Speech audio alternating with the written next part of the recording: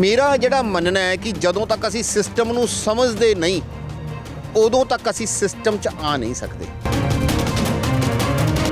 जदों पॉलिसीज़ तुहाडे लई बन रही ने तो तुहाडी रिप्रजेंटेशन जरूरी हो जाती है सिस्टम च, नहीं तो फिर उदां ही होएगा जो हिंदुस्तान च होया कि जिन्हां लई पॉलिसियां बनियां उन्हां नूं एक्सैप्टेबल नहीं तो जिन्हां ने बनाईयां उन्हां नूं पता नहीं।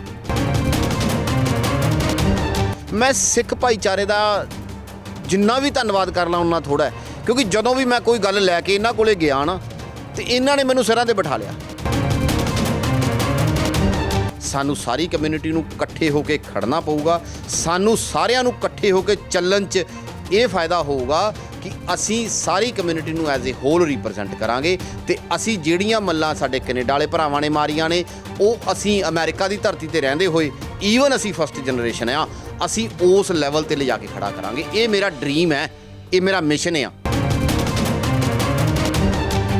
जिहड़ी ये इलैक्शन हो रही है असी इस इलैक्शन नूं परसनल लैवल ते रन कर रहे हैं। परसनल लैवल मीनस कि असी एक वोटर नाल परसनली गैट इन टच हो रहे हैं। ਸਾਡੇ ਦਰਸ਼ਕਾਂ ਨੂੰ ਕੀ ਕਹਿਣਾ ਚਾਹੋਗੇ ਵੀ ਉਹ ਜਦੋਂ ਵੋਟ ਪਾਉਣ ਤੁਹਾਨੂੰ ਕਿਉਂ ਪਾਉਣ?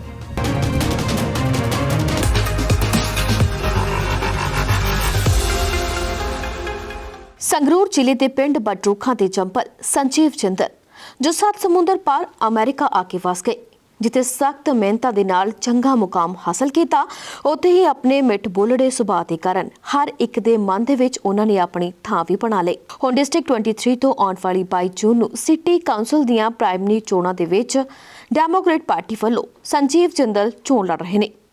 ਸੰਜੀਵ ਜਿੰਦਲ ਪਹਿਲਾਂ ਕਈ ਆਰਗੇਨਾਈਜੇਸ਼ਨ ਵਿੱਚ ਕੰਮ ਵੀ ਕਰ ਚੁੱਕੇ ਨੇ। ਜਾਣਕਾਰੀ ਦੇ ਮੁਤਾਬਿਕ ਉਹਨਾਂ ਦੀ ਇੰਸ਼ੋਰੈਂਸ ਕੰਪਨੀ ਵੀ ਹੈ।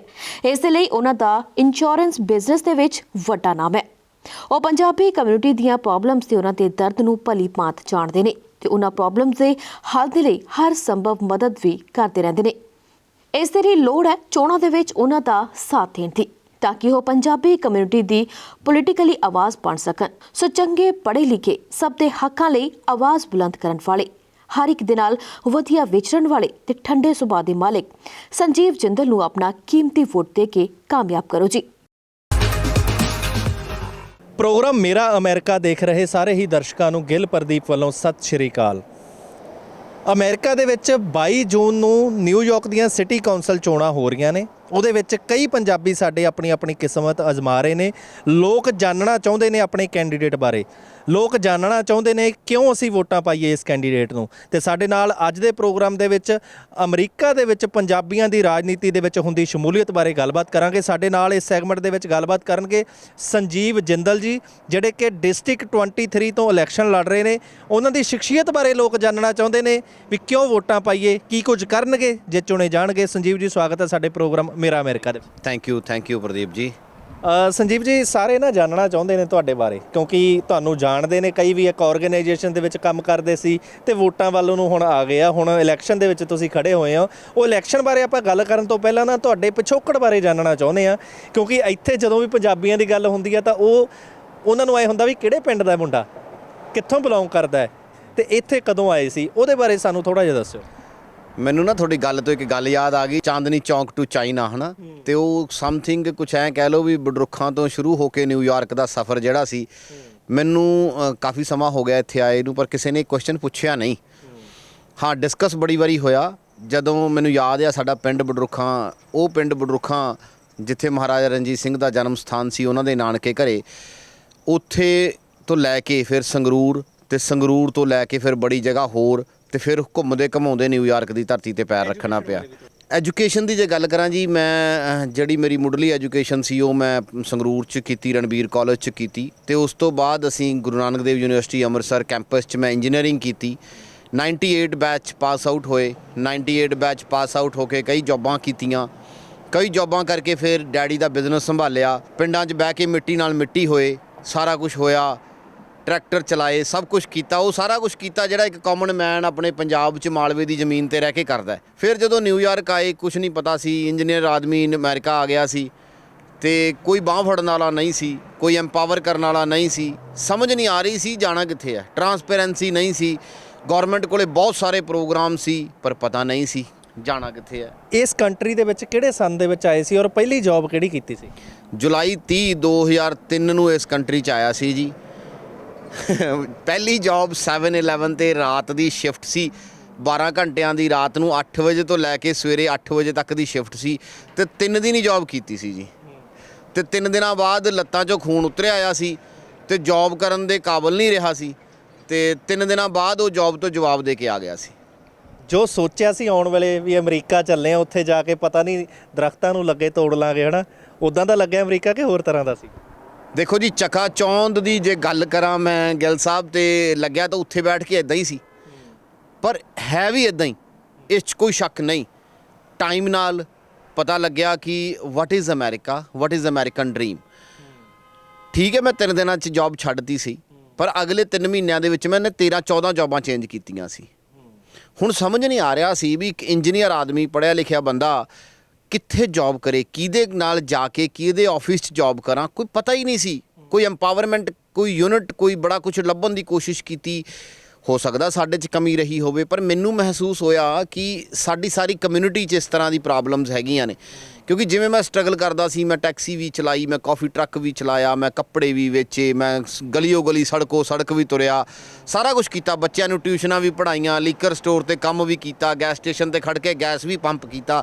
ਇਹ ਉਹ ਗੱਲਾਂ ਨੇ ਮੇਰੀ ਜ਼ਿੰਦਗੀ ਦਾ ਜਿਹੜੀ ਫਲੈਸ਼ਬੈਕ ਆ, ਜਿਹੜੀਆਂ ਸ਼ਾਇਦ ਕਦੇ ਮੈਂ ਮਤਲਬ ਸੋਚਦਾ ਹੁੰਨਾ ਪਰ ਕਦੇ ਕਿਸੇ ਨਾਲ ਸ਼ੇਅਰ ਕਰਨ ਦਾ ਮੌਕਾ ਨਹੀਂ ਮਿਲਿਆ। ਫਿਰ ਹੌਲੀ ਹੌਲੀ ਇੰਸ਼ੋਰੈਂਸ ਬਿਜ਼ਨਸ 'ਚ ਆਏ।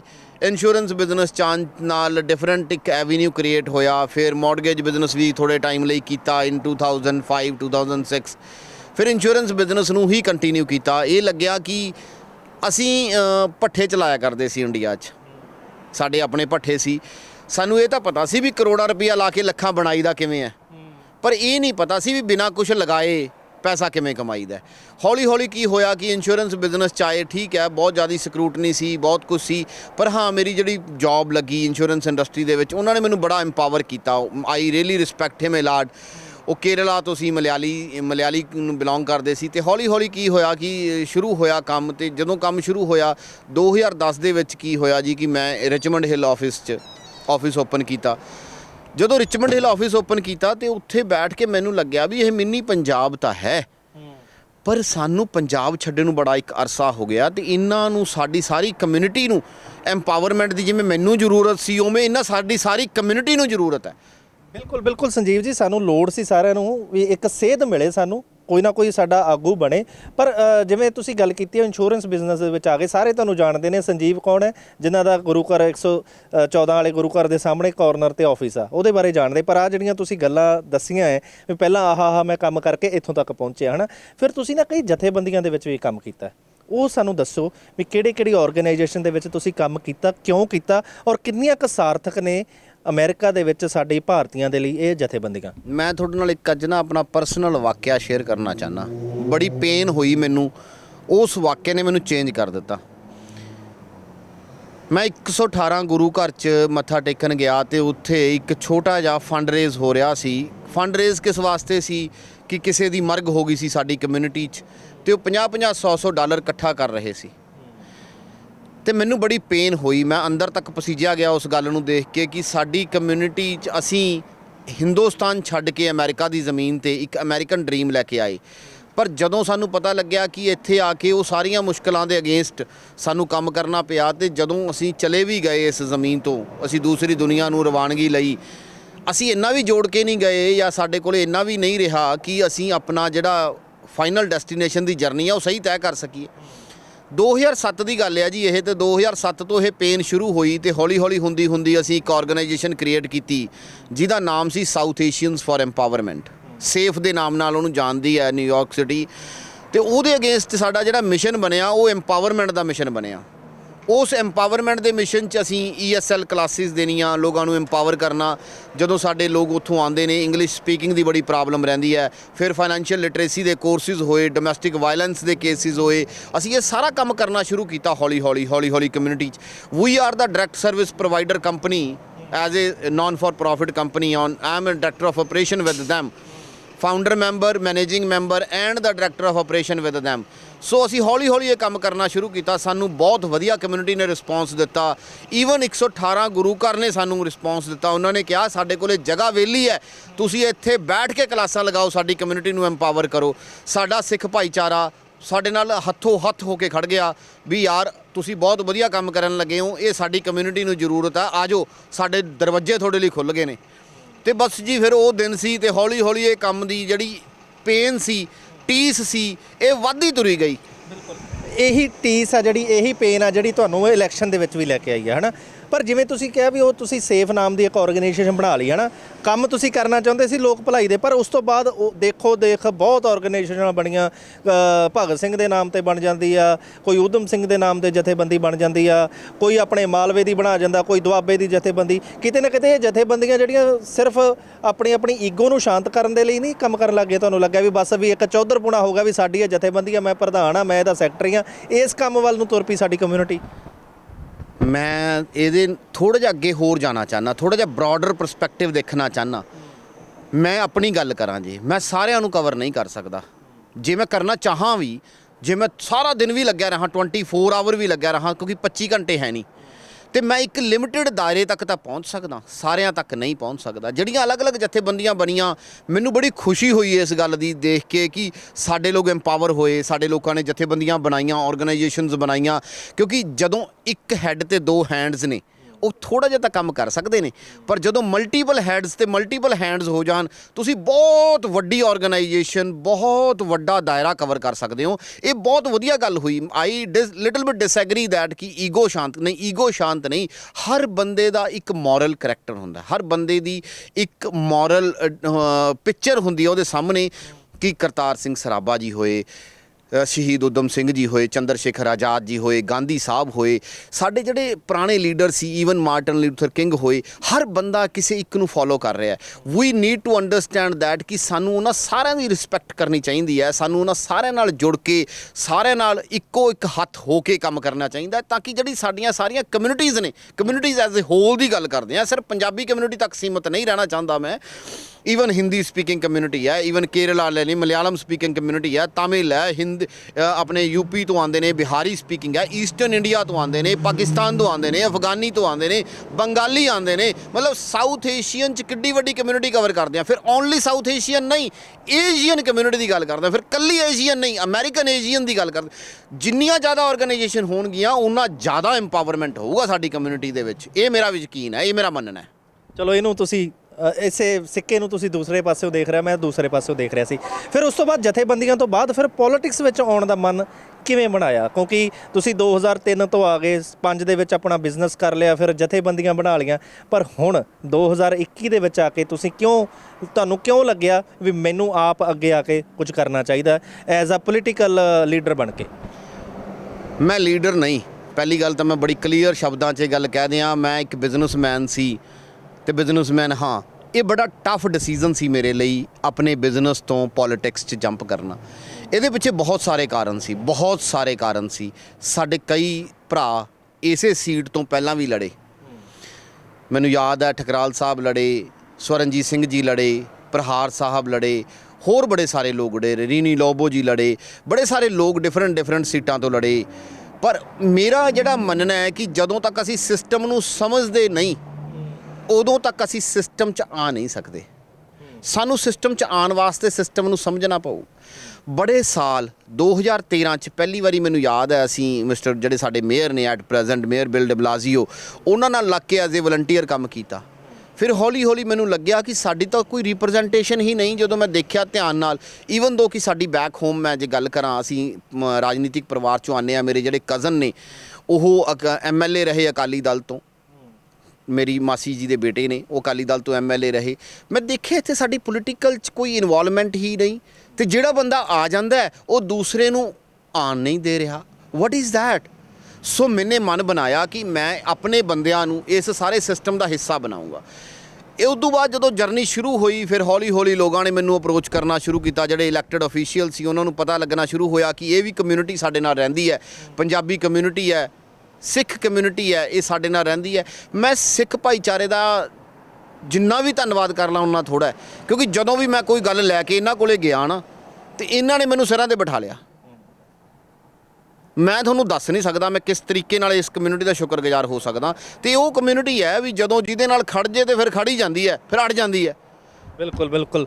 ਸੋ ਹੋਰ ਵੀ ਕਈ ਗੱਲਾਂ ਬਾਤਾਂ ਅਸੀਂ ਕਰਨੀਆਂ ਨੇ ਸੰਜੀਵ ਜਿੰਦਲ ਹੋਣਾ ਦੇ ਨਾਲ। ਪੋਲੀਟੀਕਲ ਕੈਰੀਅਰ ਆਪਣਾ ਸ਼ੁਰੂ ਕਰ ਰਹੇ ਨੇ, ਲੋਕ ਇਹਨਾਂ ਨੂੰ ਵੋਟ ਕਿਉਂ ਪਾਉਣ, ਇਹਨਾਂ ਦਾ ਚੋਣ ਮੈਨੀਫੈਸਟੋ ਕੀ ਹੈ, ਲੋਕਾਂ ਦੇ ਲਈ ਕੀ ਕਰਨਗੇ, ਸਾਡੀ ਕਮਿਊਨਿਟੀ ਦੇ ਲਈ ਕੀ ਕਰਨਗੇ, ਇਹ ਸਾਰੇ ਸਵਾਲਾਂ ਦੇ ਲਵਾਂਗੇ ਜਵਾਬ ਅਗਲੇ ਸੈਗਮੈਂਟ ਦੇ ਵਿੱਚ। ਤੁਸੀਂ ਦੇਖਦੇ ਰਹੋ ਪ੍ਰੋਗਰਾਮ ਮੇਰਾ ਅਮਰੀਕਾ। ਮਿਲਦੇ ਹਾਂ ਬ੍ਰੇਕ ਤੋਂ ਬਾਅਦ। ਹੁਣ ਤੁਸੀਂ ਦੇਖ ਸਕਦੇ ਹੋ ਗਲੋਬਲ ਪੰਜਾਬ ਟੀਵੀ ਨੂੰ ਡਾਊਨਲੋਡ ਕਰੋ ਸਾਡੀ ਐਪ ਐਂਡਰੋਇਡ ਜਾਂ iOS ਤੇ ਫ੍ਰੀ ਵਿੱਚ, roku ਅਤੇ Amazon Fire TV ਤੇ ਜਾਂ Apple TV ਤੇ। ਨਾਲ ਹੀ ਦੇਖ ਸਕਦੇ ਹੋ ਲਾਈਵ ਸਟ੍ਰੀਮਿੰਗ www.globalpunjabtv.com ਤੇ। ਗਲੋਬਲ ਪੰਜਾਬ ਤੇ ਕਿਸੇ ਵੀ ਤਰ੍ਹਾਂ ਦੀ ਨਿਊਜ਼, ਇਵੈਂਟ ਕਵਰੇਜ ਜਾਂ ਐਡਵਰਟਾਈਜ਼ਮੈਂਟ ਲਈ ਸੰਪਰਕ ਕਰੋ Gill Pradeep 6465206706। Email gilpardeep11@yahoo.in। Break ਤੋਂ ਬਾਅਦ ਸਾਰੇ ਦਰਸ਼ਕਾਂ ਦਾ ਇੱਕ ਵਾਰੀ ਫਿਰ ਸਵਾਗਤ ਹੈ ਪ੍ਰੋਗਰਾਮ ਮੇਰਾ ਅਮਰੀਕਾ ਦੇ ਵਿੱਚ। ਅੱਜ ਅਸੀਂ ਗੱਲਬਾਤ ਕਰ ਰਹੇ ਹਾਂ ਸੰਜੀਵ ਜਿੰਦਲ ਹੋਣਾ ਦੇ ਨਾਲ, ਜਿਹੜੇ ਕਿ ਡਿਸਟ੍ਰਿਕਟ 23 ਤੋਂ ਇਲੈਕਸ਼ਨ ਲੜ ਰਹੇ ਨੇ ਸਿਟੀ ਕਾਉਂਸਲ ਦੀ। ਜਿੰਦਲ ਜੀ, ਬ੍ਰੇਕ ਤੋਂ ਬਾਅਦ ਇੱਕ ਵਾਰੀ ਫਿਰ ਤੁਹਾਡਾ ਸਵਾਗਤ ਹੈ। ਔਰ ਇਸ ਸੈਗਮੈਂਟ ਦੇ ਵਿੱਚ ਨਾ ਇਹ ਦੱਸਿਓ ਵੀ ਆਪਣੇ ਪੰਜਾਬੀ ਕਮਿਊਨਿਟੀ ਹੈ ਜਿਹੜੀ, ਉਹ ਹਲੇ ਤੱਕ ਉਸ ਲੈਵਲ ਤੱਕ ਇੱਥੇ ਰਾਜਨੀਤੀ ਦੇ ਵਿੱਚ ਕਿਉਂ ਨਹੀਂ ਇਨਵੋਲਵ ਹੋ ਸਕੀ। ਨਾਲ ਦੀ ਸਾਡੀ ਕੰਟਰੀ ਆ ਕੈਨੇਡਾ, ਉੱਥੇ ਡਿਫੈਂਸ ਮਿਨਿਸਟਰ ਤੱਕ ਸਾਡਾ ਪੰਜਾਬੀ ਹੈ, ਹੈ ਨਾ। ਅਤੇ ਇੱਥੇ ਜੇ ਆਪਾਂ ਦੇਖੀਏ ਇੱਕ ਅੱਗੇ ਹੁੰਦਾ ਅਤੇ ਨਾਲ ਉਹਨੂੰ ਪਿੱਛੇ ਖਿੱਚਣ ਵਾਲੇ 3 ਜਾਣੇ ਹੋਰ ਨਾਲ ਹੁੰਦੇ। ਕਿਉਂ ਸਾਡੀ ਕਮਿਊਨਿਟੀ ਦੇ ਵਿੱਚ ਇਹ ਚੀਜ਼ ਕਾਹਤੋਂ ਲੱਗਦੀ ਹੈ ਤੁਹਾਨੂੰ? ਅਮਰੀਕਾ ਦੇ ਵਿੱਚ ਜੀ ਹਾਲੇ ਅਸੀਂ ਫਸਟ ਜਨਰੇਸ਼ਨ 'ਚ ਹੈਗੇ ਹਾਂ। ਕੈਨੇਡਾ 'ਚ ਸੈਕਿੰਡ ਜਾਂ ਥਰਡ ਜਨਰੇਸ਼ਨ ਆ ਚੁੱਕੀ ਹੈ। ਸਾਡੇ ਜਿਹੜੇ ਬੱਚੇ ਨੇ ਉੱਥੇ, ਉਹ ਐਜੂਕੇਟਡ ਹੋ ਕੇ, ਉੱਥੋਂ ਦੀ ਸਿਸਟਮ ਦਾ ਹਿੱਸਾ ਹੋ ਕੇ ਉਹ ਸਿਸਟਮ 'ਚ ਆ ਗਏ ਨੇ। ਜਿਹੜੀ ਗੱਲ ਮੈਂ ਪਹਿਲਾਂ ਕਹੀ ਸੀ, ਮੈਂ ਫਿਰ ਉਹ ਗੱਲ ਰਿਪੀਟ ਕਰਦਾ ਕਿ ਸਿਸਟਮ 'ਚ ਆਉਣ ਵਾਸਤੇ ਤੁਹਾਨੂੰ ਸਿਸਟਮ ਦਾ ਪਤਾ ਹੋਣਾ ਬਹੁਤ ਜ਼ਰੂਰੀ ਹੈ। ਜੇ ਤੁਹਾਨੂੰ ਸਿਸਟਮ ਦਾ ਨਹੀਂ ਪਤਾ ਤਾਂ ਸਿਸਟਮ ਤੁਹਾਨੂੰ ਜਲਦੀ ਅਡਾਪਟ ਨਹੀਂ ਕਰੂਗਾ। ਇਹ ਸਭ ਤੋਂ ਮੇਜਰ ਚੀਜ਼ ਆ। ਹੁਣ ਜਿਹੜੀ ਗੱਲ ਤੁਸੀਂ ਗੱਲ ਕਰ ਰਹੇ ਹੋ ਕਿ ਸਾਨੂੰ ਆਉਣਾ ਕਿਉਂ ਜ਼ਰੂਰੀ ਹੈ, ਕਿਉਂਕਿ ਜਦੋਂ ਕੋਈ ਵੀ ਪਾਲਿਸੀ ਮੇਕਿੰਗ ਹੋਏਗੀ, ਪਾਲਿਸੀ ਮੇਕਿੰਗ ਕਿਹਨਾਂ ਵਾਸਤੇ ਹੋਏਗੀ ਇਹ ਜ਼ਰੂਰੀ ਹੈ, ਇਹ ਸੋਚਣਾ ਜ਼ਰੂਰੀ ਹੈ। ਜਦੋਂ ਪਾਲਿਸੀਜ਼ ਤੁਹਾਡੇ ਲਈ ਬਣ ਰਹੀਆਂ ਨੇ ਤਾਂ ਤੁਹਾਡੀ ਰਿਪਰੈਜ਼ੈਂਟੇਸ਼ਨ ਜ਼ਰੂਰੀ ਹੋ ਜਾਂਦੀ ਹੈ ਸਿਸਟਮ 'ਚ। ਨਹੀਂ ਤਾਂ ਫਿਰ ਉੱਦਾਂ ਹੀ ਹੋਏਗਾ ਜੋ ਹਿੰਦੁਸਤਾਨ 'ਚ ਹੋਇਆ ਕਿ ਜਿਨ੍ਹਾਂ ਲਈ ਪਾਲਿਸੀਆਂ ਬਣੀਆਂ ਉਹਨਾਂ ਨੂੰ ਐਕਸੈਪਟੇਬਲ ਨਹੀਂ, ਅਤੇ ਜਿਨ੍ਹਾਂ ਨੇ ਬਣਾਈਆਂ ਉਹਨਾਂ ਨੂੰ ਪਤਾ ਨਹੀਂ। ਤੁਸੀਂ ਹਿੰਦੁਸਤਾਨ ਦੀ ਗੱਲ ਕੀਤੀ ਹੈ, ਜੇ ਆਪਾਂ ਕੰਪੇਅਰ ਕਰੀਏ ਉੱਥੋਂ ਦੀ ਰਾਜਨੀਤੀ ਅਤੇ ਇੱਥੋਂ ਦੀ ਰਾਜਨੀਤੀ, ਇੱਥੇ ਇਲੈਕਸ਼ਨ ਕੰਪੇਨ ਕਿੱਦਾਂ ਦੀ ਹੁੰਦੀ ਆ? ਕਿ ਇੱਥੇ ਵੀ ਲੀਡਰਾਂ ਨੂੰ ਲੱਡੂਆਂ ਦੇ ਨਾਲ ਤੋਲਦੇ ਆ? ਲੱਡੂਆਂ ਨਾਲ ਨਹੀਂ ਜੀ ਤੋਲਦੇ। ਇੱਥੇ ਲੀਡਰਾਂ ਨੂੰ ਕੁਐਸਚਨਸ ਨਾਲ ਤੋਲਿਆ ਜਾਂਦਾ ਹੈ। ਤੋਲਿਆ ਇੱਥੇ ਵੀ ਜਾਂਦਾ, ਐਸੀ ਗੱਲ ਨਹੀਂ। ਪਰ ਔਨ ਦੀ ਅਦਰ ਐਂਡ ਜੇ ਉੱਥੋਂ ਦੀ ਰਾਜਨੀਤੀ ਦੀ ਗੱਲ ਕਰਦੇ ਹਾਂ, ਉੱਥੇ ਕੀ ਹੈ ਕਿ ਅਸੀਂ ਕਾਫਲਾ ਬਣਾ ਕੇ ਜਿਹੜਾ ਪਾਰਟੀ ਲੀਡਰ ਜਾਂ ਪਾਰਟੀ ਪ੍ਰਧਾਨ ਹੁੰਦਾ ਉਹਦੇ ਘਰੇ ਬੈਠ ਜਾਂਦੇ ਹਾਂ ਜਾ ਕੇ ਵੀ ਸਾਨੂੰ ਟਿਕਟਾਂ ਦਿਓ। ਇੱਥੇ ਇਹ ਨਹੀਂ ਹੁੰਦਾ। ਇੱਥੇ ਅਸੀਂ ਕੀ ਕਰਦੇ ਹਾਂ ਕਿ ਜਦੋਂ ਤੁਹਾਡੀ ਕੈਂਪੇਨ ਸ਼ੁਰੂ ਹੁੰਦੀ ਹੈ ਤਾਂ ਪਾਰਟੀ ਕਹਿੰਦੀ ਹੈ ਕਿ ਡੈਮੋਕ੍ਰੇਟ ਪਾਰਟੀ ਕਹਿੰਦੀ ਹੈ ਕਿ ਤੁਸੀਂ ਇੱਦਾਂ ਕਰੋ, ਸਾਰੇ ਜਣੇ ਮੈਦਾਨ 'ਚੋਂ, ਜੇ 4 ਕੈਂਡੀਡੇਟ ਹੋ ਜਾਂ 6 ਕੈਂਡੀਡੇਟ ਹੋ ਜਾਂ 8 ਕੈਂਡੀਡੇਟ ਹੋ। ਹੁਣ ਜਿੱਦਾਂ ਸਾਡੇ ਕੋਲੇ 9 ਕੈਂਡੀਡੇਟ ਨੇ, ਉਹ ਕਹਿੰਦੇ ਵੀ ਤੁਸੀਂ ਇੱਦਾਂ ਕਰੋ, ਤੁਸੀਂ ਸਾਰੇ ਜਣੇ ਰਨ ਕਰ ਲਓ। ਜਿਹੜਾ ਪ੍ਰਾਇਮਰੀ ਹੁੰਦੀ ਹੈ ਇੱਥੇ, ਇਹ ਇੰਡੀਆ 'ਚ ਨਹੀਂ ਹੁੰਦੀ ਜਾਂ ਸਾਊਥ ਏਸ਼ੀਆ 'ਚ ਨਹੀਂ ਹੁੰਦੀ, ਇੱਦਾਂ ਕਹਿ ਲਈਏ। ਜਦੋਂ ਪ੍ਰਾਇਮਰੀ ਹੁੰਦੀ ਹੈ, ਜਿਹੜਾ ਵੀ ਤੁਹਾਡੇ 9 ਕੈਂਡੀਡੇਟਾਂ ਦੇ ਵਿੱਚੋਂ ਡੈਮੋਕ੍ਰੇਟ ਪਾਰਟੀ ਦੇ ਵਿੱਚੋਂ ਜਿੱਤ ਕੇ ਆਊਗਾ, ਉਹ ਜਾ ਕੇ ਦੂਸਰੀ ਪਾਰਟੀ ਨਾਲ, ਰਿਪਬਲਿਕਨ ਪਾਰਟੀ ਦਾ ਕੋਈ ਕੈਂਡੀਡੇਟ ਹੋਵੇ ਜਾਂ ਕੋਈ ਡਿਫਰੈਂਟ ਪਾਰਟੀ ਦਾ ਕੈਂਡੀਡੇਟ ਹੋਵੇ, ਉਹ ਉਹਦੇ ਨਾਲ ਜਾ ਕੇ ਫਾਈਟ ਕਰੂਗਾ। ਮਤਲਬ ਇੱਥੇ ਡੈਮੋਕ੍ਰੇਸੀ ਹੈ, ਜਿਹਨੂੰ ਅਸੀਂ ਕਹਿੰਦੇ ਹਾਂ ਕਿ ਓਲਡੈਸਟ ਡੈਮੋਕ੍ਰੇਸੀ ਇਨ ਦਾ ਵਰਲਡ। ਤੁਸੀਂ ਐਗਜ਼ਾਮਪਲ ਦੇਖ ਸਕਦੇ ਹੋ ਇੱਥੇ। ਠੀਕ ਹੈ, ਅਸੀਂ ਲਾਰਜੈਸਟ ਡੈਮੋਕ੍ਰੇਸੀ 'ਚ ਆਉਂਦੇ ਹਾਂ, but oldest democracy is still in America. Sanjeev ji, ਜਿਵੇਂ ਤੁਸੀਂ ਗੱਲ ਕੀਤੀ ਹੈ ਵੀ ਇੱਥੇ ਪ੍ਰਾਇਮਰੀ ਤੁਸੀਂ ਲੜ ਰਹੇ ਹੋ ਨਾ, ਇੱਕ ਤਾਂ ਅਰਲੀ ਵੋਟਿੰਗ ਦਾ ਜਿਹੜਾ ਕੰਸੈਪਟ ਆ ਉਹਦੇ ਬਾਰੇ ਥੋੜ੍ਹਾ ਜਿਹਾ ਦੱਸੋ, ਅਤੇ ਇੱਕ ਪ੍ਰੈਫਰੈਂਸ ਵੋਟਿੰਗ ਆ ਜਿਹੜੀ, ਉਹਦੇ ਬਾਰੇ ਸਾਡੇ ਦਰਸ਼ਕਾਂ ਨੂੰ ਜ਼ਰੂਰ ਸਮਝਾਓ ਵੀ ਅਰਲੀ ਵੋਟਿੰਗ ਆ ਜਿਹੜੀ ਉਹ ਕਦੋਂ ਤੋਂ ਸਟਾਰਟ ਹੋਣੀ ਹੈ, ਕਿਵੇਂ ਉਹ ਲੋਕ ਤੁਹਾਨੂੰ ਵੋਟ ਕਰ ਸਕਦੇ ਨੇ। ਫਿਰ ਆਪਾਂ ਮੁੱਦਿਆਂ ਦੀ ਗੱਲ ਕਰਾਂਗੇ। ਅਰਲੀ ਵੋਟਿੰਗ ਨਾ ਜੀ ਕੁਛ ਚੰਦ ਸਾਲ ਪਹਿਲਾਂ ਸ਼ੁਰੂ ਹੋਈ। ਉਹਦੇ ਪਿੱਛੇ ਇੱਕ ਰੀਜ਼ਨ ਸੀ, ਕਿਉਂਕਿ ਜਿਹੜੀ ਸਾਡੀ ਪਾਰਟੀਸਪੇਸ਼ਨ ਸੀ ਅਮਰੀਕਨ ਸਿਟੀਜ਼ਨਸ ਦੀ, ਉਹ ਉਸ ਤਾਦਾਦ 'ਚ ਨਹੀਂ ਆਉਂਦੀ ਸੀ ਪ੍ਰਾਇਮਰੀ ਦੇ ਵਿੱਚ। ਜਦੋਂ ਪ੍ਰਾਇਮਰੀ ਦੇ ਵਿੱਚ ਜੇ ਸਪੋਜ਼ 100,000 ਵੋਟਰ ਹੈ, 20,000 ਵੋਟਰ ਪ੍ਰਾਇਮਰੀ 'ਚ ਤੁਹਾਨੂੰ ਵੋਟ ਕਰ ਰਿਹਾ ਹੈ, ਤਾਂ it means 80% of the community is not even heard. So we need to make sure that community also get participate on that one. There is multiple reasons. America is when we come into America, we are coming here for the American dream. ਪਰ on the other hand ਸਾਨੂੰ ਇਹ ਵੀ ਸੋਚਣਾ ਪੈਂਦਾ ਕਿ ਯਾਰ job ਦੀ ਜਿਹੜੀ timings ਨੇਗੀਆਂ, ਕਿਉਂਕਿ ਅਸੀਂ ਇੱਥੇ ਕੰਮ ਵੇਲੇ ਕੰਮ ਹੀ ਕਰਦੇ ਹਾਂ। ਠੀਕ ਹੈ, ਜਦੋਂ ਅਸੀਂ ਪਲੇ ਕਰਦੇ ਹਾਂ ਤਾਂ ਅਸੀਂ ਪਲੇ ਕਰਦੇ ਹਾਂ। ਤੇ ਜਿਹੜੀਆਂ ਜੌਬ ਦੀਆਂ ਟਾਈਮਿੰਗਸ ਨੇ ਕਈ ਵਾਰੀ ਉਸ ਇਲੈਕਸ਼ਨ ਡੇ ਤੇ ਜੌਬਸ ਦੀਆਂ ਟਾਈਮਿੰਗਸ ਮੈਚ ਨਹੀਂ ਕਰਦੀਆਂ, ਸੋ ਲੋਕ ਬਿਜ਼ੀ ਹੁੰਦੇ ਨੇ, ਇਸ ਕਰਕੇ ਵੋਟ ਨਹੀਂ ਕਰ ਸਕਦੇ ਸੀ ਇਲੈਕਸ਼ਨ ਡੇ ਤੇ। ਦੈਟ ਇਜ਼ ਦਾ ਰੀਜ਼ਨ ਕਿ ਸਾਨੂੰ ਥੋੜ੍ਹੇ ਦਿਨ early voting New York state government ਨੇ ਇੰਟਰੋਡਿਊਸ ਕੀਤੀ। So that is a very big step to get involvement from the public, from the American citizens. That is the number 1 step. Second thing is ਕਿ rank choice voting. ਹੁਣ ਇਹ recently first time ਹੋ ਰਿਹਾ ਹੈ New York city ਦੇ ਵਿੱਚ city council ਦੀ elections ਦੇ ਵਿੱਚ ਕਿ RCV ਇੰਟਰੋਡਿਊਸ ਕੀਤੀ ਜਾ ਰਹੀ ਹੈ। It's a very good step also. The reason is ਕਿ ਜਦੋਂ ਅਸੀਂ ਇਸ ਚੀਜ਼ ਨੂੰ ਦੇਖਾਂਗੇ ਰਾਦਰ ਦੈਨ ਪਹਿਲਾਂ ਹੁੰਦਾ ਸੀ ਕਿ ਜੇ 10,000 ਵੋਟ ਪੋਲ ਹੋਈ, ਕਿਸੇ ਨੂੰ 2,000 ਜਾਂ 2,500 ਵੋਟ ਮਿਲ ਗਈ ਹੈ, ਉਹ ਜਿੱਤ ਜਾਂਦਾ ਸੀ। ਪਰ ਹੁਣ ਜਾਂ ਤਾਂ ਤੁਹਾਨੂੰ 51% ਲੈਣੀ ਪਊਗੀ, ਮੈਜੋਰਟੀ ਲੈਣੀ ਪਏਗੀ, ਜਾਂ ਕੋਲੈਬੋਰੇਸ਼ਨ 'ਚ ਮੈਜੋਰਟੀ ਲੈਣੀ ਪਏਗੀ। ਮਤਲਬ ਜੇ ਕੋਈ ਕਿਸੇ ਕੈਂਡੀਡੇਟ ਨੂੰ ਪਹਿਲੀ ਚੋਇਸ ਦੇ ਰਿਹਾ ਹੈ ਤਾਂ ਸੈਕਿੰਡ ਚੋਇਸ ਤੁਸੀਂ ਲੈ ਸਕਦੇ ਹੋ। ਜੇ ਤੁਹਾਨੂੰ ਪਹਿਲੀ ਚੋਇਸ ਮਿਲ ਰਹੀ ਹੈ ਤਾਂ ਤੁਸੀਂ ਕਿਸੇ ਦੂਸਰੇ ਤੁਹਾਡੇ ਆਪਣੇ ਹੀ ਕਮਿਊਨਿਟੀ ਦੇ ਕੈਂਡੀਡੇਟ ਨੂੰ ਸੈਕਿੰਡ ਚੋਇਸ ਦੇ ਸਕਦੇ ਹੋ, ਤਾਂ ਕਿ ਤੁਹਾਡੀ ਕਮਿਊਨਿਟੀ ਨੂੰ ਜਾਂ ਜਿਹੜੇ ਬੰਦੇ ਨੂੰ, ਜਿਹੜੇ ਕੈਂਡੀਡੇਟ ਨੂੰ ਤੁਸੀਂ ਪਸੰਦ ਕਰਦੇ ਹੋ, ਉਹਨੂੰ ਤੁਸੀਂ ਅੱਗੇ ਲੈ ਕੇ ਆ ਸਕੋ। ਬਿਲਕੁਲ, ਮਤਲਬ ਤੁਸੀਂ ਆਪਦੀ ਵੋਟ, ਇੱਕ ਵੋਟ ਨੂੰ ਵੀ ਹੁਣ ਵੰਡ ਸਕਦੇ ਹੋ। ਮਲਟੀਪਲ ਆ ਤੁਹਾਡਾ ਮੈਪ ਆ, ਸਾਨੂੰ ਇਹਦੇ ਬਾਰੇ ਥੋੜ੍ਹਾ ਜਿਹਾ ਸਮਝਾਓ, ਕਿਉਂਕਿ ਕਿਹੜੇ ਏਰੀਆਜ਼ ਤੁਹਾਡੇ ਡਿਸਟ੍ਰਿਕਟ ਦੇ ਵਿੱਚ ਆਉਂਦੇ, ਤਾਂ ਕਿ ਲੋਕਾਂ ਨੂੰ ਪਤਾ ਲੱਗ ਸਕੇ ਵੀ ਸਾਡੀ ਕਮਿਊਨਿਟੀ ਇਸ ਏਰੀਆ ਦੇ ਵਿੱਚ ਕਿੰਨੀ ਕੁ ਰਹਿੰਦੀ। ਉਹਦੇ ਬਾਰੇ ਸੰਖੇਪ ਦੇ ਵਿੱਚ ਥੋੜ੍ਹਾ ਜਿਹਾ ਦੱਸਿਓ ਮੈਪ ਬਾਰੇ। ਇਸ ਮੈਪ ਦੀ ਜੇ ਆਪਾਂ ਗੱਲ ਕਰੀਏ ਨਾ ਜੀ, ਤੇ ਤੁਸੀਂ ਇੱਦਾਂ ਸਮਝ ਲਓ ਕਿ ਡਿਫਰੈਂਟ ਕਮਿਊਨਿਟੀਜ਼ ਨੇ, and we are blessed to have all kind of a communities living in our district. ਬੜਾ ਡਾਈਵਰਸ ਕਲਚਰ ਹੈ, ਬੜੀ ਡਿਫਰੈਂਟ ਲੈਂਗੁਏਜਸ ਬੋਲੀਆਂ ਜਾਂਦੀਆਂ ਨੇ। ਏਸ਼ੀਅਨ ਕਮਿਊਨਿਟੀ ਆਉਂਦੀ ਹੈ, ਇਜ਼ਰਾਈਲੀ ਕਮਿਊਨਿਟੀ ਆਉਂਦੀ ਹੈ, ਇਟਾਲੀਅਨ ਕਮਿਊਨਿਟੀ ਆਉਂਦੀ ਹੈ, ਇੰਡੋ। ਕਿੱਥੋਂ ਤੋਂ ਕਿੱਥੋਂ ਤੱਕ ਹੈ ਇਹ ਲੋਕਾਂ ਨੂੰ ਥੋੜ੍ਹਾ ਜਿਹਾ ਦੱਸ। It is a mix and match in the whole scenario of the picture. ਠੀਕ ਹੈ, ਕਈ ਆਈਜ਼ ਆਉਂਦੀਆਂ ਨੇ, ਜਿਹਨੂੰ ਅਮਰੀਕਨ ਪੋਲੀਟਿਕਸ 'ਚ ਆਈਜ਼ ਕਿਹਾ ਜਾਂਦਾ ਨਾ। ਪਹਿਲਾਂ 3 ਆਈਜ਼ ਕਿਹਾ ਜਾਂਦਾ ਸੀ, ਬਟ ਇੱਥੇ 2 ਆਈਜ਼ ਹੋਰ ਐਕਸਟਰਾ ਐਡ ਹੋ ਜਾਂਦੀਆਂ ਨੇ। ਪਹਿਲਾਂ ਕਿਹਾ ਜਾਂਦਾ ਸੀ Italians, Israelis and Irish, but there is 2 more eyes now added up in this district, Indo Caribbean and Indians, and there is few P's added in this district, Filipinos and Pakistanis, and there is Afghani community, there is a Bengali community there, there is a Sri Lankan community there. There is so many different diverse neighborhoods in this community. Chinese community are there, Korean community is there. ਤੁਸੀਂ ਦੇਖੋਗੇ ਕਿ ਜਿਹੜਾ ਸਾਡਾ district ਹੈ ਨਾ, it's a diverse type of a district, and I feel proud that I am running from this district. ਬਿਲਕੁਲ ਸੰਜੀਵ ਜੀ, ਜੇ ਆਪਾਂ ਗੱਲ ਕਰੀਏ, ਜਦੋਂ ਪੰਜਾਬੀਆਂ ਦੀ ਗੱਲ ਆਉਂਦੀ ਤਾਂ ਕਹਿੰਦਾ ਸਾਡਾ ਪੰਜਾਬੀ ਭਰਾ ਖੜਾ ਹੋਇਆ, ਅਸੀਂ ਵੋਟ ਪਾ ਦਿੰਦੇ ਆ। ਪਰ ਦੂਸਰੀਆਂ ਕਮਿਊਨਿਟੀਆਂ ਨੂੰ ਲੋੜ ਆ ਤੁਹਾਡੇ ਚੋਣ ਮੈਨੀਫੈਸਟੋ ਦੀ ਦੱਸਣ ਦੀ ਲੋੜ, ਵੀ ਜੇ ਤੁਸੀਂ ਚੁਣੇ ਜਾਂਦੇ ਹੋ ਤਾਂ ਮੈਂ ਇੱਥੇ ਆ ਕੇ ਇਹ ਕੰਮ ਇਸ ਏਰੀਆ ਦੇ ਵਿੱਚ ਹੋਣ ਵਾਲੇ ਆ ਉਹ ਮੈਂ ਕਰੂੰਗਾ। ਉਹ ਕਿਹੜੇ ਨੇ? ਬਹੁਤ ਸਾਰੇ ਕੰਮ ਨੇ ਜੀ। ਸਭ ਤੋਂ ਪਹਿਲਾਂ ਤਾਂ ਕੰਮ ਜਿਹੜਾ ਸੇਫਟੀ ਤੇ ਕਰਨ ਵਾਲਾ ਹੈ। ਸਾਡੇ ਇਸ ਡਿਸਟ੍ਰਿਕਟ ਦੇ ਵਿੱਚ 105% ਆਉਂਦਾ ਹੈ।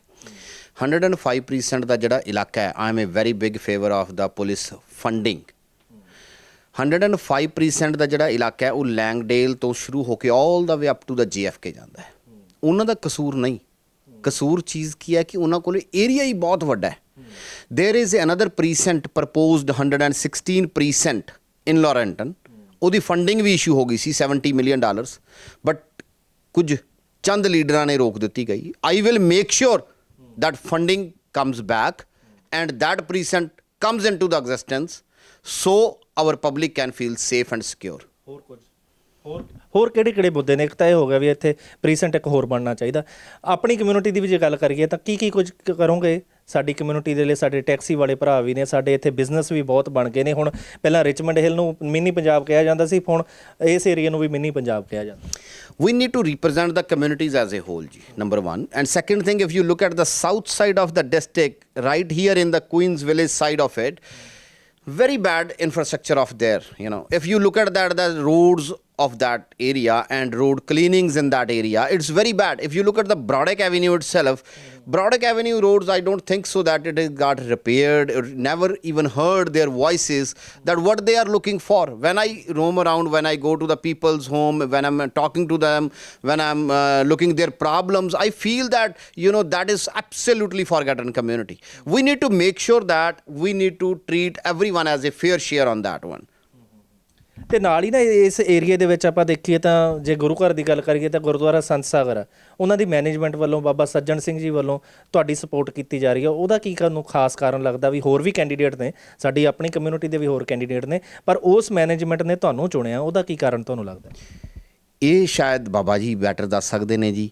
ਪਰ ਔਨ ਦੀ ਅਦਰ ਐਂਡ ਇੱਕ ਚੀਜ਼ ਮੈਂ ਹੋਰ ਬੜੀ ਪਹਿਲਾਂ ਵੀ ਕਹੀ ਤੇ ਦੁਬਾਰਾ ਫੇਰ ਰਿਪੀਟ ਕਰਦਾ ਕਿ ਜਦੋਂ ਵੀ ਮੈਂ ਇਸ ਕਮਿਊਨਿਟੀ 'ਚ ਕੰਮ ਕਰਨਾ ਚਾਹਿਆ, ਜਦੋਂ ਵੀ ਮੈਂ ਇਸ ਕਮਿਊਨਿਟੀ ਦੇ ਅੱਗੇ ਕੋਈ ਮਸਲੇ ਲੈ ਕੇ ਗਿਆ, ਜਦੋਂ ਵੀ ਮੈਂ ਕੋਈ ਕਮਿਊਨਿਟੀ ਅੱਗੇ ਪ੍ਰਪੋਜ਼ਲ ਲੈ ਕੇ ਗਿਆ, ਮੈਨੂੰ ਨਹੀਂ ਪਤਾ ਕਿ ਇਸ ਕਮਿਊਨਿਟੀ ਨੇ ਮੈਨੂੰ ਹੀ ਕਿਉਂ ਚਾਹਿਆ। ਹਾਂ, ਮੈਨੂੰ ਲੱਗਦਾ ਕਿ ਮੈਂ ਔਨ ਫੁੱਟ ਔਨ ਗਰਾਊਂਡ ਕੰਮ ਕਰਦਾ, ਮੈਂ ਦਿਲੋਂ ਕਰਦਾ। I will make sure my community get represented. I will make sure our voice is going to heard. I will make sure that our representation is going to be in the New York City and state. ਬਿਲਕੁਲ, ਨਾਲ ਦੀ ਨਾਲ ਆਪਾਂ ਜੇ ਗੱਲ ਕਰੀਏ, ਇਸ time ਕਿਸਾਨੀ ਦਾ ਮੁੱਦਾ ਬਹੁਤ ਵੱਡੇ ਲੈਵਲ ਤੇ ਚੱਲ ਰਿਹਾ ਹੈ ਨਾ।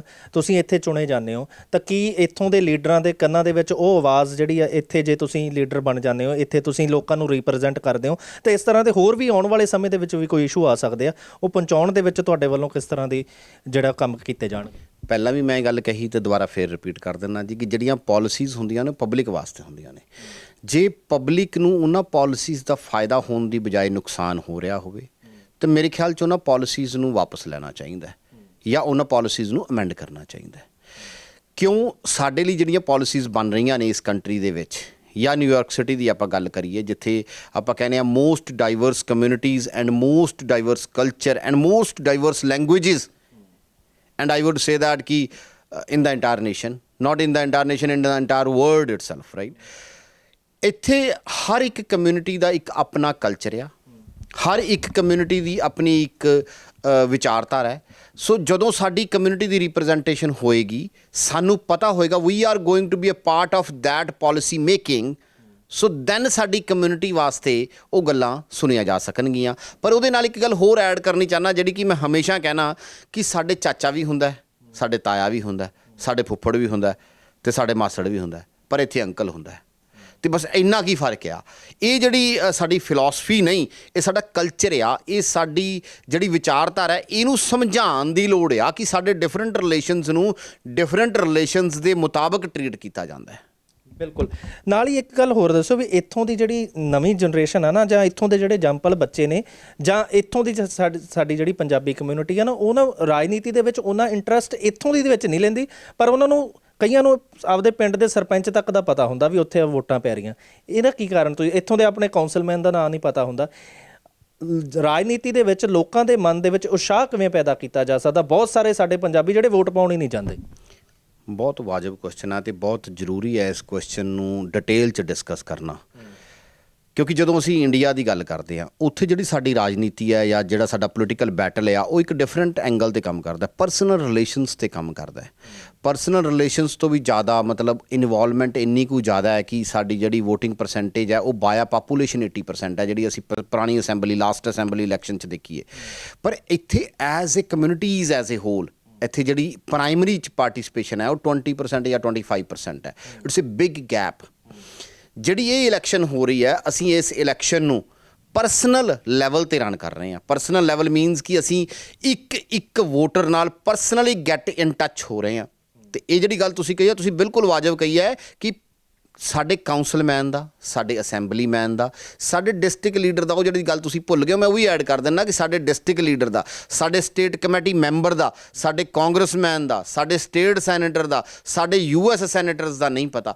ਇੱਕ ਘਰੇ ਬੈਠ ਕੇ ਇੱਕੋ ਹੀ ਜਗ੍ਹਾ 'ਤੇ ਡਿਫਰੈਂਟ ਡਿਸਟ੍ਰਿਕਟਸ ਨੇ ਜਿਹੜੇ ਡਿਫਰੈਂਟ ਅਹੁਦਿਆਂ ਨੂੰ ਰਿਪਰੈਜ਼ੈਂਟ ਕਰਦੇ ਨੇ। ਜਿੱਦਾਂ ਸਾਡਾ 23 ਡਿਸਟ੍ਰਿਕਟ, ਜੇ ਤੁਸੀਂ ਮੇਰੇ ਮੈਪ 'ਤੇ ਦੇਖੋਗੇ, ਜਿਹੜਾ ਸਾਡਾ ਡਿਸਟ੍ਰਿਕਟ ਆ, ਇਹ 23 ਸਿਟੀ ਕਾਊਂਸਲ ਡਿਸਟ੍ਰਿਕਟ ਹੈ, ਬਟ ਇਹਦੇ ਵਿੱਚ little part of 5 assembly districts ਪੈਂਦੇ ਨੇ, 2 ਸਟੇਟ ਸੈਨੇਟ ਡਿਸਟ੍ਰਿਕਟ ਪੈਂਦੇ ਨੇ, 2 ਕਾਂਗਰੈਸ਼ਨਲ ਡਿਸਟ੍ਰਿਕਟ ਪੈਂਦੇ ਨੇ, ਅਤੇ 3rd ਕਾਂਗਰੈਸ਼ਨਲ ਡਿਸਟ੍ਰਿਕਟ ਬੜਾ ਛੋਟਾ ਜਿਹਾ ਪੈ ਜਾਂਦਾ ਹੈ।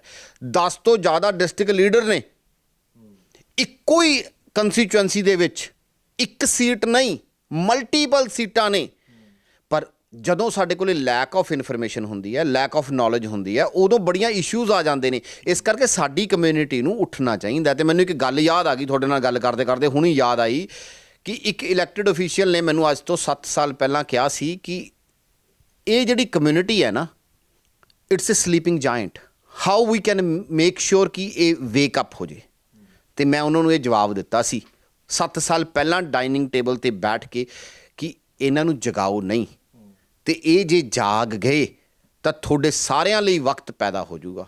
ਅਤੇ ਹੁਣ ਉਹ ਟਾਈਮ ਆ ਗਿਆ, ਸਾਨੂੰ ਸਾਰੀ ਕਮਿਊਨਿਟੀ ਨੂੰ ਇਕੱਠੇ ਹੋ ਕੇ ਖੜਨਾ ਪਊਗਾ, ਸਾਨੂੰ ਸਾਰੀ ਕਮਿਊਨਿਟੀ ਵਾਂਗ ਰਿਪਰੈਜ਼ੈਂਟ ਕਰਨਾ ਪਊਗਾ, ਸਾਨੂੰ ਸਾਰਿਆਂ ਨੂੰ ਇਕੱਠੇ ਹੋ ਕੇ ਚੱਲਣ 'ਚ ਇਹ ਫਾਇਦਾ ਹੋਊਗਾ ਕਿ ਅਸੀਂ ਸਾਰੀ ਕਮਿਊਨਿਟੀ ਨੂੰ ਐਜ਼ ਏ ਹੋਲ ਰਿਪਰੈਜ਼ੈਂਟ ਕਰਾਂਗੇ ਤੇ ਅਸੀਂ ਜਿਹੜੀਆਂ ਮੱਲਾਂ ਸਾਡੇ ਕੈਨੇਡਾ ਵਾਲੇ ਭਰਾਵਾਂ ਨੇ ਮਾਰੀਆਂ ਨੇ ਉਹ ਅਸੀਂ ਅਮਰੀਕਾ ਦੀ ਧਰਤੀ ਤੇ ਰਹਿੰਦੇ ਹੋਏ ਈਵਨ ਅਸੀਂ ਫਸਟ ਜਨਰੇਸ਼ਨ ਆ, ਅਸੀਂ ਉਸ ਲੈਵਲ ਤੇ ਲਿਜਾ ਕੇ ਖੜਾ ਕਰਾਂਗੇ। ਇਹ ਮੇਰਾ ਡ੍ਰੀਮ ਹੈ, ਇਹ ਮੇਰਾ ਮਿਸ਼ਨ ਆ।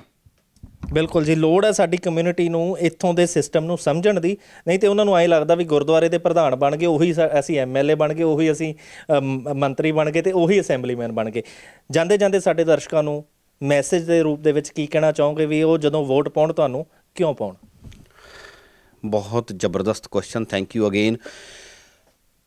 ਉਹ ਐਮਪਾਵਰਮੈਂਟ ਨੂੰ ਵੋਟ ਪਾਉਣ, ਉਹ ਸੇਫਟੀ ਨੂੰ ਵੋਟ ਪਾਉਣ, ਉਹ ਐਜੂਕੇਸ਼ਨ ਨੂੰ ਵੋਟ ਪਾਉਣ, ਕਿਉਂਕਿ ਮੇਰੀ ਮਮ ਟੀਚਰ ਸੀ ਤੇ ਉਹਨਾਂ ਨੇ ਸਾਨੂੰ ਸਿਖਾਇਆ ਸੀ ਕਿ education is the most powerful weapon. ਤੇ ਜਦੋਂ ਮੈਂ ਅਮਰੀਕਾ 'ਚ ਆਇਆ ਤੇ ਮੈਨੇ ਮਾਰਟਿਨ ਲੂਥਰ ਕਿੰਗ ਨੂੰ ਵੀ ਸੁਣਿਆ ਤੇ ਉਹਨਾਂ ਨੇ ਵੀ ਇਹੀ ਗੱਲ ਕਹੀ ਕਿ education is the most powerful weapon. ਤੇ ਜਦੋਂ ਤੁਸੀਂ ਐਜੂਕੇਟ ਹੋ ਜਾਂਦੇ ਹੋ, ਜਦੋਂ ਤੁਸੀਂ ਸੇਫਟੀ ਦੀ ਗੱਲ ਕਰਦੇ ਹੋ, ਜਦੋਂ ਤੁਸੀਂ ਹੈਲਥ ਕੇਅਰ ਸਿਸਟਮ ਦੀ ਗੱਲ ਕਰਦੇ ਹੋ, ਹੁਣ ਆਪਾਂ ਪੈਂਡੈਮਿਕ ਦੀ ਵੀ ਗੱਲ ਕਰ ਹੀ ਲਈਏ ਛੋਟੀ ਜੀ, ਕਿ ਜਦੋਂ ਪੈਂਡੈਮਿਕ ਸ਼ੁਰੂ ਹੋਇਆ ਤਾਂ ਸਾਨੂੰ ਪਤਾ ਲੱਗਿਆ ਕਿ ਜਿਹੜੇ ਸਾਡੇ ਸਿਸਟਮ 'ਚ ਲਕੂਨਾਜ਼ ਨੇ ਉਹ ਫਿਕਸ ਕਰਨ ਦੀ ਬੜੀ ਜ਼ਰੂਰਤ ਆ। ਤੇ ਸਾਡੇ ਸਮਾਲ ਬਿਜ਼ਨਸਿਸ ਦੀ ਗੱਲ ਨਹੀਂ ਆਪਾਂ ਨੇ ਕੀਤੀ, ਉਹ ਵੀ ਕਰ ਹੀ ਲੈਣਾ ਮੈਂ ਥੋੜ੍ਹੀ ਜਿਹੀ ਤੁਹਾਡੇ ਨਾਲ, ਕਿ ਸਮਾਲ ਬਿਜ਼ਨਸ ਖਤਮ ਹੋ ਗਿਆ ਸਾਡਾ ਜਿਹੜਾ ਮੇਨ ਸਟਰੀਟ ਅਮਰੀਕਾ ਸੀਗਾ ਬਿਕੋਜ਼ ਆਫ ਪੈਂਡੈਮਿਕ। ਸਿਰਫ ਸਮਾਲ ਬਿਜ਼ਨਸ ਹੀ ਨਹੀਂ, ਸਾਰੀ ਇੰਡਸਟਰੀ ਜਿਹੜੀ ਮੇਨ ਸਟਰੀਟ ਅਮਰੀਕਾ ਦੀ ਸੀ ਉਹ ਖਤਮ ਹੋਣ ਦੇ ਕਗਾਰ ਤੇ ਆ ਕੇ ਖੜੀ ਹੋ ਗਈ ਹੈ। ਸਾਨੂੰ ਇੱਕ comprehensive reform bill small businesses ਵਾਸਤੇ ਲੈ ਕੇ ਆਉਣਾ ਜ਼ਰੂਰੀ ਹੈ, ਕਿਉਂਕਿ ਰੈਂਟ ਅਸੀਂ ਦੇ ਨਹੀਂ ਸਕੇ। ਮੈਂ ਦੇਖ ਰਿਹਾ ਮੇਰੇ ਇੱਕ ਜਾਣਕਾਰ ਸੀਗੇ, ਮੇਰੇ ਹੀ ਡਿਸਟ੍ਰਿਕਟ 'ਚ ਇੱਕ ਰੈਸਟੋਰੈਂਟ ਬੰਦ ਹੋ ਗਿਆ ਸੋਨਾ ਪੰਜਾਬ ਦੇ ਨਾਮ ਨਾਲ। ਉਹ ਬੰਦ ਹੋਣ ਦਾ ਕਾਰਨ ਕੀ ਸੀ? ਕਿਉਂਕਿ ਕੋਈ ਜਾ ਨਹੀਂ ਰਿਹਾ, because of pandemic seating capacity ਘਟ ਗਈ ਸੀ। So I have a pain for my district ਕਿ ਕੀ ਚੱਲ ਰਿਹਾ। There is so many Korean restaurant got closed, shut down. So there is so many issues going on. There is so many Chinese restaurant goes out of business. So I have a pain for them. So ਮੈਂ ਚਾਹੁੰਦਾ ਕਿ ਇੱਕ comprehensive reform bill ਲੈ ਕੇ ਆਂਦਾ ਜਾਵੇ ਜਿਹਦੇ ਨਾਲ small business ਨੂੰ ਐਮਪਾਵਰ ਕੀਤਾ ਜਾ ਸਕੇ, ਐਜੂਕੇਸ਼ਨ ਪ੍ਰੋਵਾਈਡ ਕੀਤੀ ਜਾ ਸਕੇ, ਜਿਹਦੇ ਨਾਲ ਬੱਚਿਆਂ ਦਾ ਫਿਊਚਰ ਸਿਕਿਉਰ ਕੀਤਾ ਜਾ ਸਕੇ, ਹੈਲਥ ਕੇਅਰ ਸਿਸਟਮ ਦੇ ਜਿਹੜੇ ਲਕੂਨਾਜ਼ ਨੇ ਉਹਨਾਂ ਨੂੰ ਫਿਕਸ ਕੀਤਾ ਜਾ ਸਕੇ। ਇਸ ਕਰਕੇ ਮੈਂ ਚਾਹੁੰਦਾ ਕਿ ਸਾਡੀ ਕਮਿਊਨਿਟੀ ਇਕੱਠੀ ਹੋਵੇ, ਬਾਕੀ ਕਮਿਊਨਿਟੀਜ਼ ਇਕੱਠੀਆਂ ਹੋਣ। So please come out and vote on June 22nd for Sanjeev Jindal. Thank you. So ਬਹੁਤ ਬਹੁਤ ਧੰਨਵਾਦ। ਇਹ ਸਨ ਸੰਜੀਵ ਜਿੰਦਲ ਜਿਨ੍ਹਾਂ ਦੇ ਨਾਲ ਅਸੀਂ ਖਾਸ ਗੱਲਬਾਤ ਕੀਤੀ ਹੈ। ਲੋਕ ਇਹਨਾਂ ਤੇ ਭਰੋਸਾ ਕਰ ਸਕਦੇ ਨੇ ਕਿਉਂਕਿ ਸਾਡਾ ਪੰਜਾਬੀ ਭਰਾ ਹੈ ਤੇ ਇਹਨਾਂ ਦੇ ਸਾਨੂੰ ਵੀ ਉਮੀਦ ਆ ਵੀ ਆਉਣ ਵਾਲੇ ਸਮੇਂ ਦੇ ਵਿੱਚ 22 ਜੂਨ ਨੂੰ ਵੱਡੀ ਗਿਣਤੀ ਦੇ ਵਿੱਚ ਲੋਕ ਇਹਨਾਂ ਦੀ ਸਪੋਰਟ ਕਰਨਗੇ ਤੇ ਇਹਦੇ ਨਾਲ ਸੰਜੀਵ ਜਿੰਦਲ ਦੀ ਜ਼ਿੰਮੇਵਾਰੀ ਉੱਥੇ ਖਤਮ ਨਹੀਂ ਹੁੰਦੀ, ਉੱਥੇ ਸ਼ੁਰੂ ਹੁੰਦੀ ਹੈ। ਜਿਹੜੇ ਵਾਅਦੇ ਕੀਤੇ ਨੇ ਚੋਣਾਂ ਦੇ ਵਿੱਚ ਉਹ ਉਮੀਦ ਕਰਦੇ ਆ ਪੂਰੇ ਕਰਨਗੇ। ਸਾਡੀ ਕਮਿਊਨਿਟੀ ਦੇ ਵਿੱਚ ਇਹਨਾਂ ਨੇ ਸਾਨੂੰ ਜੋ ਵਿਜ਼ਨ ਆਪਣਾ ਦਿੱਤਾ ਆ ਉਹਨੂੰ ਸਾਰੇ ਯੰਗਸਟਰ ਵੀ ਅਟਰੈਕਟਿਵ ਹੋ ਰਹੇ ਆ ਤੇ ਜਿਹੜਾ ਵਿਜ਼ਨ ਆ ਸਾਨੂੰ ਗਾਹਾਂ ਦੇ ਫਿਊਚਰ ਵਾਸਤੇ ਜਿਹੜਾ ਅਸੀਂ ਆਪਣੇ ਯੰਗਸਟਰ ਨੂੰ ਪੈਥ ਬਣਾ ਕੇ ਦੇਣਾ ਆ ਉਹਦੀ ਸ਼ੁਰੂਆਤ ਕਰਨ ਲਈ ਇਹਨਾਂ ਨੇ ਸਾਨੂੰ ਜੋ ਵਿਜ਼ਨ ਦਿੱਤਾ ਉਹਦੇ ਉੱਤੇ ਅਸੀਂ ਕੰਮ ਕਰ ਰਹੇ ਆ ਤੇ ਇਸ ਕਰਕੇ ਸੰਜੀਵ ਜਿੰਦਲ ਸਾਹਿਬ ਨੂੰ ਵੋਟ ਪਾਉਣੀ ਸਾਡੀ ਬਹੁਤ ਜ਼ਰੂਰੀ ਆ। ਤੇ ਇਹਦੇ ਨਾਲ ਜੋ ਇਹਨਾਂ ਨੇ ਵਿਸ਼ੇ ਉਠਾਏ ਆ, ਜੋ ਇਹਨਾਂ ਦੇ ਮੇਨ ਰੀਜ਼ਨਸ ਹੈਗੇ ਆ, ਉਹਨਾਂ ਦੇ ਨਾਲ ਯੰਗਸਟਰਸ ਵੀ ਬਹੁਤ ਰਿਲੇਟ ਕਰਦੇ ਆ। ਐਜੂਕੇਸ਼ਨ ਤੋਂ ਲੈ ਕੇ ਅਸੀਂ ਕਹਿ ਲਈਏ ਸੇਫਟੀ ਤੋਂ ਕਹਿ ਲਈਏ ਜਿਹੜੇ ਕਿ ਇੱਥੇ ਸਾਡੇ ਆਪਣੇ ਕਾਫੀ ਇਸ਼ੂ ਹੋ ਜਾਂਦੇ ਆ ਆਪਣੀ ਕਮਿਊਨਿਟੀ ਦੇ ਵਿੱਚ ਤੇ ਉਹਨਾਂ ਨੂੰ ਲੈ ਕੇ ਪਲੱਸ ਸਾਡੇ ਜਿਹੜੇ ਲਾਅ ਇਨਫੋਰਸਮੈਂਟ ਆ ਤੇ ਉਹਨਾਂ ਦੇ ਪ੍ਰੀਸੈਂਟ ਦਾ ਇਸ਼ੂ ਹੈਗਾ ਆ, ਪਲੱਸ ਇਹਨਾਂ ਦੇ ਹਸਪੀਟਲਸ ਦੇ ਜਿਹੜੀਆਂ ਆ ਟਾਈਮਿੰਗ ਜਦੋਂ ਐਮਰਜੈਂਸੀ ਕਾਲ ਆਉਂਦੀ ਉਹਦਾ ਇਸ਼ੂ। ਸੋ ਇਦਾਂ ਦੇ ਕਈ ਇਸ਼ੂ ਹੈਗੇ ਜਿਹੜੇ ਕਿ ਇਸ ਕਮਿਊਨਿਟੀ ਦੇ ਵਿੱਚ ਉਹਨਾਂ ਦੀ ਜ਼ਰੂਰਤ ਆ ਉਹਨਾਂ ਨੂੰ ਦੇਖਣ ਦੀ ਤੇ ਉਹਨਾਂ ਦੇ ਵਿੱਚ ਸੁਧਾਰ ਕਰਨ ਦੀ। ਉਹਨਾਂ ਤੋਂ ਲੈ ਕੇ ਅਸੀਂ ਬਹੁਤ ਹੀ ਇਹਨਾਂ ਦੀ ਗੱਲਾਂ ਤੋਂ ਪ੍ਰਭਾਵਿਤ ਵੀ ਹੋਏ ਆ ਤੇ ਸੋਚਦੇ ਹਾਂ ਵੀ ਸਮਝਦੇ ਹਾਂ ਵੀ ਇਹਨਾਂ ਨੂੰ ਵੋਟ ਦੇਣੀ ਜ਼ਰੂਰੀ ਆ ਕਿਉਂਕਿ ਇੰਡੀਅਨ ਨੂੰ ਆਪਣੇ ਪੋਲਿਟਿਕਸ ਦੇ ਵਿੱਚ ਆਉਣਾ ਜ਼ਰੂਰੀ ਆ। ਹੁਣ ਬਹੁਤ ਟਾਈਮ ਹੋ ਗਿਆ ਤੇ ਲੇਟ ਤਾਂ ਆਲਰੇਡੀ ਹੈ ਪਰ ਚਲੋ ਲੇਟ ਆਈ ਦਰੁਸਤ ਆਈ ਕਹਿਣ ਵਾਲੀ ਗੱਲ ਆ ਤੇ ਸ਼ੁਰੂਆਤ ਤਾਂ ਕਰਨੀ ਸੀ ਤੇ ਕਰਨੀ ਪੈਣੀ ਆ ਤੇ ਇਹ ਬਹੁਤ ਹੀ ਵਧੀਆ ਸੁਚੱਜੇ ਢੰਗ ਦੇ ਨਾਲ ਇਹਨਾਂ ਨੇ ਆਪਣੇ ਜੋ ਵਿਸ਼ਾ ਸਾਨੂੰ ਪੇਸ਼ ਕੀਤਾ ਜਿਹਨੂੰ ਅਸੀਂ ਸਮਝਦੇ ਕਿ ਠੀਕ ਆ ਤੇ ਉਹਨਾਂ ਦੇ ਆਧਾਰ ਦੇ ਉੱਤੇ ਅਸੀਂ ਉਹਨੂੰ ਵੋਟ ਵੀ ਦੇਵਾਂਗੇ ਤੇ ਨਾਲ ਪੂਰੀ ਫੁੱਲ ਸਪੋਰਟ ਕਰਾਂਗੇ ਤੇ ਆਪਣੀ ਕਮਿਊਨਿਟੀ ਨੂੰ ਅਪੀਲ ਵੀ ਕਰਦੇ ਹਾਂ, ਬੇਨਤੀ ਵੀ ਕਰਦੇ ਹਾਂ ਕਿ ਪਲੀਜ਼ ਇਹਨਾਂ ਨੂੰ ਵੋਟ ਦੇ ਕੇ ਜੇਤੂ ਬਣਾ ਕੇ ਅੱਗੇ ਲੈ ਕੇ ਆਓ। ਸਾਰੇ ਸੰਜੀਵ ਜੀ ਨੂੰ ਸਪੋਰਟ ਕਰਨ ਕਿਉਂਕਿ ਉਹਨਾਂ ਦੇ ਵਿੱਚ ਇਹ ਕਾਬਲੀਅਤ ਹੈਗੀ ਆ ਕਿ ਉਹ ਸਾਰੀਆਂ ਕਮਿਊਨਿਟੀਜ਼ ਨੂੰ ਅੱਗੇ ਲੈ ਕੇ ਜਾ ਸਕਦੇ ਆ ਤੇ ਉਹਨਾਂ ਦੇ ਨਾਲ ਬਹੁਤ ਜਣੇ ਉਹਨਾਂ ਨੂੰ ਸਪੋਰਟ ਕਰ ਰਹੇ ਆ। ਸਾਰੇ ਗੁਰਦੁਆਰੇ ਐਂਡ ਐਵਰੀਵਨ ਇਜ਼ ਸਪੋਰਟਿੰਗ ਹਿਮ। ਸੋ ਮੈਂ ਚਾਹੁੰਦੀ ਕਿ ਸਭ ਉਹਨਾਂ ਨੂੰ ਸਪੋਰਟ ਕਰਨ। ਮੈਂ ਸੰਜੀਵ ਜਿੰਦਲ ਨੂੰ 15 ਸਾਲ ਤੋਂ ਜਾਣਦਾ। ਇਹ ਬਹੁਤ ਚੰਗੇ ਬੰਦੇ ਨੇ ਔਰ ਸਾਡੀਆਂ ਇੱਥੇ ਬੈਲਰੋਜ 'ਚ ਬਹੁਤ ਜ਼ਿਆਦਾ ਫੈਮਲੀਆਂ ਨੇ।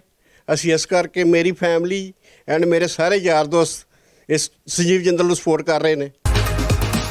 ਸੰਜੀਵ ਨੂੰ ਸਪੋਰਟ ਕਰਨਾ ਚਾਹੀਦਾ because he is a man of his words. ਜਿਹੜੀ ਕਮਿਟਮੈਂਟ ਕਰਦਾ ਉਹ ਪੂਰੀ ਕਰਦਾ ਹੈ। ਮੈਂ ਪਰਸਨਲੀ ਉਹਨੂੰ ਬਹੁਤ ਸੋਸ਼ਲ ਵਰਕ ਕਰਦੇ ਦੇਖਿਆ। ਮੈਂ ਦੇਖਿਆ ਸੋਸਾਇਟੀ ਵਿੱਚ ਕਮਿਊਨਿਟੀਜ਼ ਨਾਲ, ਵੇਰੀਅਸ ਕਮਿਊਨਿਟੀਜ਼ ਨਾਲ ਕਿੱਦਾਂ ਉਹਨੇ ਇਸ਼ੂਜ਼ ਦੇਖੇ ਨੇ, ਹੈਂਡਲ ਕੀਤੇ ਨੇ first hand. So vote for him, support him and I am sure ਕੋਈ ਕਿਸੇ ਨੂੰ ਰਿਗਰੈਟ ਨਹੀਂ ਹੋਊਗਾ। He will be the best candidate. Jindal ji ਇਹਨਾਂ ਨੂੰ ਅਸੀਂ ਬਹੁਤ ਸੋਚ ਵਿਚਾਰ ਕੇ ਅਸੀਂ ਸਪੋਰਟ ਕਰ ਰਹੇ ਹਾਂ। ਐਤਕੀ ਤੁਸੀਂ ਤਕੜੇ ਹੋ ਕੇ ਹੰਭਲਾ ਮਾਰ ਕੇ ਇੰਡੀਅਨ ਦਾ ਥਾਂ ਬਣਾਓ ਤਾਂ ਕਿ ਇੰਡੀਅਨ ਨੌਜਵਾਨ ਅੱਗੇ ਆ ਸਕਣ, ਆਪਣਾ ਕੁਝ ਭਲਾ ਹੋ ਸਕੇ ਤੇ ਸਾਡਾ ਨਾਂ ਹੋ ਸਕੇ। ਇਹ ਮੇਰੀ ਵੱਲੋਂ ਅਪੀਲ ਹੈ। ਵਾਹਿਗੁਰੂ ਜੀ ਕਾ ਖਾਲਸਾ, ਵਾਹਿਗੁਰੂ ਜੀ ਕੀ ਫਤਿਹ।